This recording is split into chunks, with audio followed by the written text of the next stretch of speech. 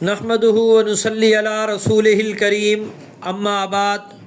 امام الانبیاء سید الاولین والآخرین محمد الرسول اللہ صلی اللہ علیہ وسلم نے اپنی لاڈلی بیٹی اور اپنی سب سے چھوٹی بیٹی حضرت فاطمہ رضی اللہ تعالی عنہ کا نکاح اور شادی انتہائی سادگی سے کی، اور آپ نے اپنے اس عمل کے ذریعے سے امت کو درس دیا، مجھے درس دیا، آپ کو درس دیا، عمراء کو درس دیا، غرباء کو درس دیا کہ شادی اور نکاح کا عمل انتہائی سادگی سے کیا جائے، نہ لڑکی والوں پر بوجھ ڈالا جائے، نہ لڑکے والوں پر بوجھ ڈالا جائے۔ اللہ کے نبی صلی اللہ علیہ وسلم نے اسی کے بارے میں فرمایا، اعظم النکاح برکتاً ایسرہ معونہ، کہ نکاح برکت والا وہ ہے کہ جس میں کسی پر مشقت نہ ہو، سادگی ہو، لڑکی والوں پر مشقت نہ ہو، لڑکے والوں پر مشقت نہ ہو۔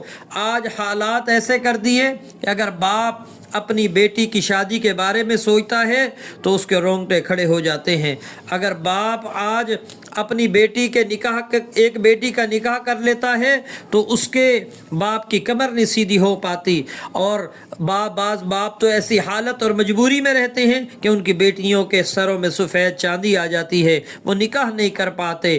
تو اتنا مشقت اور اتنا بوجھ ڈال دیا گیا ہے اور اتنا مشکل سے مشکل تر بنا دیا گیا ہے کہ نکاح اور شادی کا ذہن میں خیال آتے ہی ایک دفعہ تو آدمی گھبراہٹ کا شکار ہو جاتا ہے۔ اسی لیے جب شادیاں مشکل ہوئیں، نکاح مشکل ہوئے، اپنے آپ پر بوجھ ڈالنا شروع کیا، تو اس صورت میں پھر نکاح حلال راستہ تھا وہ بند ہوا تو حرام کے راستے چوپٹ کھل گئے۔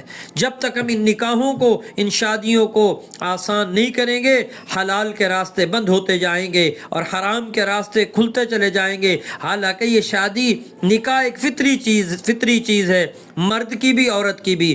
مرد بغیر عورت کے نہیں رہ سکتا اور عورت بغیر مرد کے نہیں رہ سکتی۔ اللہ نے ایک نظام بنایا ہے، تو لہٰذا اس معاشرے میں مجھے، آپ کو، سارے ماحول میں، سوسائٹیز میں اور اپنے ارد گرد کے ماحول میں اس بات پر محنت کرنی چاہیے کہ ہماری شادیاں سادہ ہوں، ہماری شادیاں آسان ہوں، ہمارے نکاح آسان ہوں، ہمارے نکاح سادہ ہوں۔ تو اللہ جل جلالہ امن والو ہم سب کو اس پر عمل کرنے کی توفیق عطا فرمائے۔ وآخر دعوانا الحمد للہ۔